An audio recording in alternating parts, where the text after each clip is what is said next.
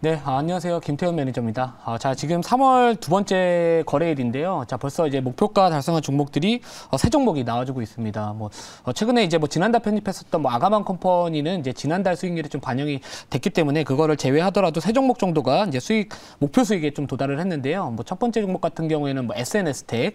자, 그리고 두 번째 종목은 이 P&H테크, 그리고 이제 오늘 또 SKC 이렇게 말씀을 드립니다.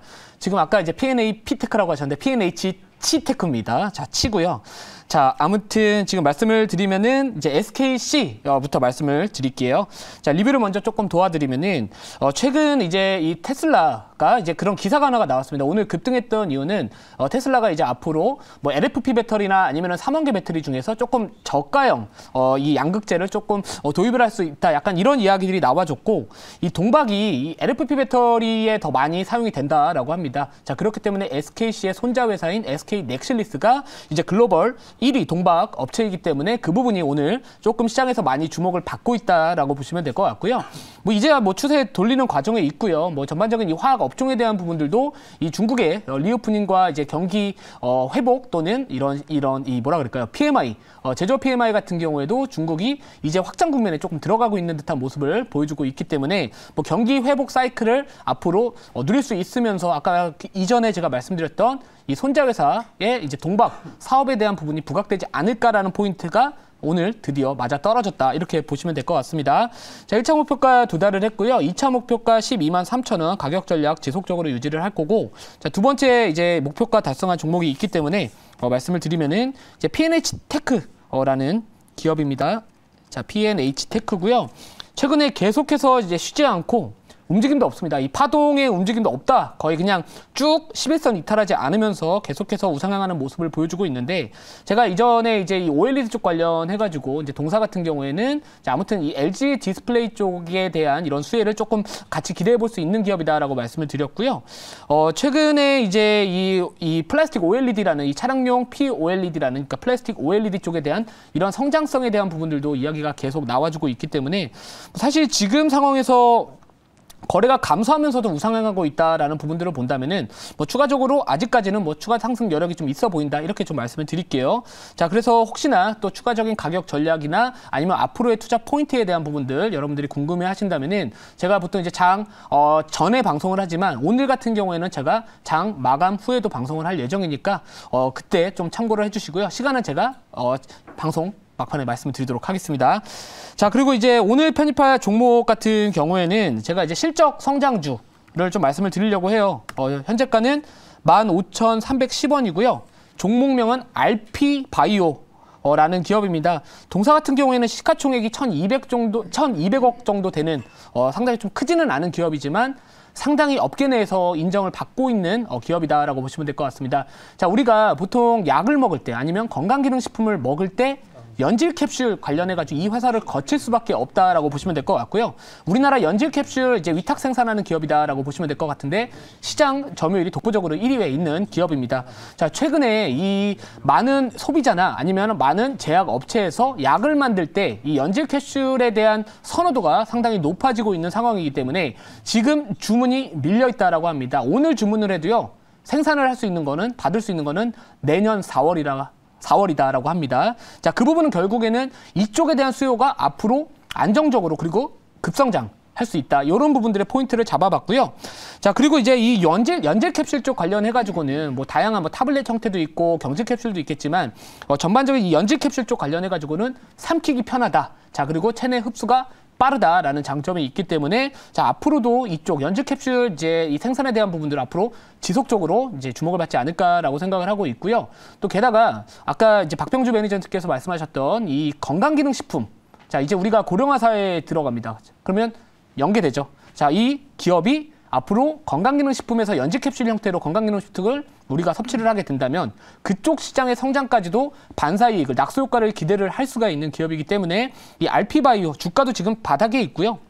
그리고 이제야 양봉을 달아주고 있는 상황이기 때문에 전체적으로 이 파동, 상승 파동에 좀 초입 구간에 있지 않을까 이런 생각을 하고 있습니다.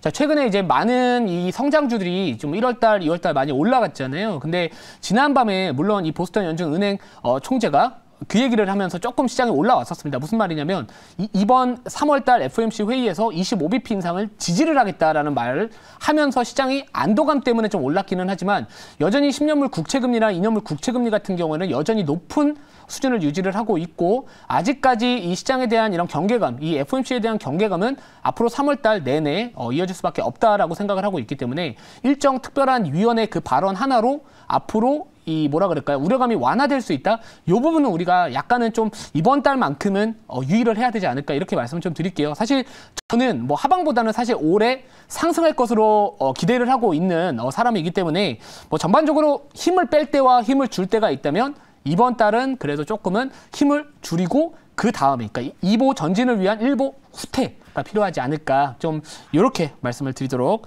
하겠습니다. 자, 그러면 이제 자세한 투자 포인트는 자료 보고 그리고 나서 가격 전략 말씀을 드릴게요. 자, 아까 말씀드렸듯이 이제 동사 같은 경우에는 동사의 이제 국내 연질 캡슐 시장 점유율이 독보적으로 1위에 있다라고 보시면 될 것 같습니다. 자, 감기약 같은 경우에는 점유율이 81%, 그리고 알러지제 97%, 수면 유도제 같은 경우에는 100% 점유율을 차지를 하고 있기 때문에 자, 감기약 같은 경우에는 우리가 이제 코로나19 당시에 조금만 감기가 걸리더라도 약을 많이 드셨습니다. 자, 그리고 이전에 뭐 중국 쪽 관련해가지고도 뭐 감기약 대란이다 뭐다 해가지고 많은 이런 감기약 제조사들이 또 약을 상당히 좀 많이 만들었기도 했었는데 자, 아무튼 감기약, 알러지제, 수면 유도제 아까 말씀드렸던 뭐 건강기능식품 쪽에도 들어갈 수 있기 때문에 뭐 이쪽 시장의 성장에 대한 부분들을 한번 좀 우리가 길게 바라봐야 되지 않을까라고 말씀을 드리고 싶고요. 자, 올해 영업이익 같은 경우에도 예상 영업이익이 200억 정도 됩니다. 근데 지금 시가총액이 1,200억 됩니다.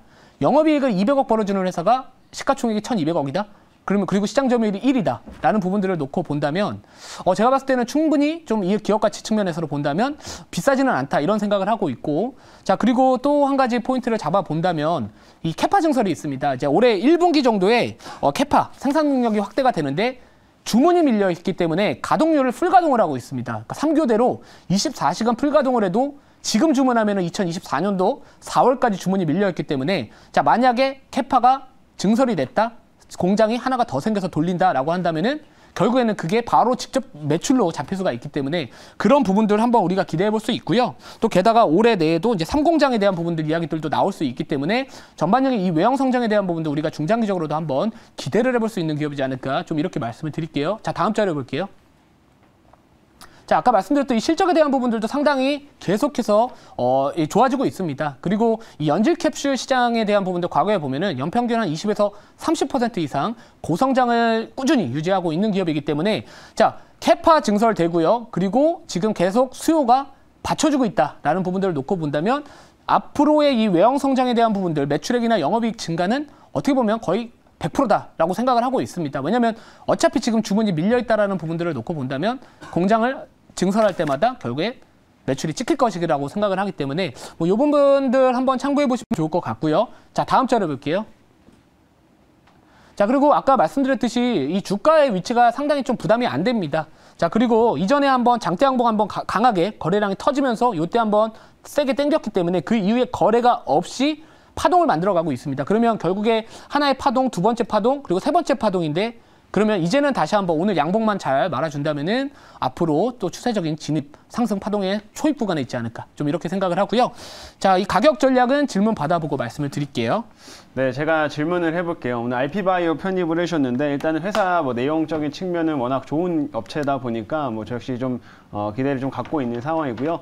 이제 RP바이오 말씀하신 것처럼 결국엔 실적에 대한 굉장히 큰 장점이 있는 업체잖아요. 그래서 지금 요즘 시장을 좀 보게 되면 뭐 한쪽 섹터로 이렇게 막 쏠림 현상들이 많이 나타나고 있고 종목별도 굉장히 차별화가 좀 심한 장세가 펼쳐지고 있는 상황인데 이런 시장 상황 속에서도 그런 계속 강점을 나타내고 좀 더 뭐 주가의 흐름이나 이런 부분들이 좀 더 차별적인 강세를 좀 이어갈 수 있다라고 좀 우리가 판단을 해봐도 되는지 그런 내용들 조금 더 추가적으로 말씀해 주시면 좋을 것 같습니다. 네, 요즘에 이제 좀 일부 테마, 일부 섹터, 일부 업종이 이제 강세를 보여주면 그쪽 섹터만 가는 경향이 상당히 좀 강한 시장입니다. 그만큼 좀 아직까지는 시장의 유동성이 오히려 좀 부족하지 않을까. 이제 과거에 우리가 코로나19 이제 팬데믹 이후에 뭐 엄청나게 유동성이 이제 풍부해지면서 좀 급증했었던 그런 증시하고는 조금 유동성적인 측면에서는 조금은 다른 흐름이기 때문에 수급이 그전만큼은 아직까지는 좀 풍부하지 않다 이런 생각을 하고는 있습니다. 근데 어차피 이제 주가가 아무리 주도 섹터 한쪽 테마가 강하게 올라간다 할지라도 분명히 단기적으로 증시 피로도, 이 상승 피로도가 생길 수밖에 없는 상황이고요. 결국엔 이 멀티플에 대한 부담감이나 단기적인 이 이격 자체에 대한 소화를 해야 되는 구간이 있을 수 있기 때문에 결국에 많은 투자자들은 좋은 기업, 실적이 받쳐주고 주가가 싸 보이는 기업에 주목을 할 수 있지 않을까라고 생각을 하고 있고요. 또 기관이나 외국인 투자자도 마찬가지로 좀 이런 기업들은 충분히 한번 제가 봤을 때는 좀 메이저 스쿱들도 주목을 해볼 만한 그 기업들이라고 생각을 하고 있기 때문에 뭐 실적이 받쳐준다면은 뭐 시장이 수급이 뭐 단기적으로 어느 쪽에 쏠린다면은 소외될 수는 있겠지만 그래도 중기적인 관점에서 바라본다면은 괜찮은 흐름을 우리가 한번 기대해 볼 수 있지 않을까 이렇게 말씀을 드리도록 하겠습니다. 자, 1차 목표가는 16,300원이고요. 2차 목표가는 19,000원, 그리고 손절가는 13,500원 말씀을 드릴게요.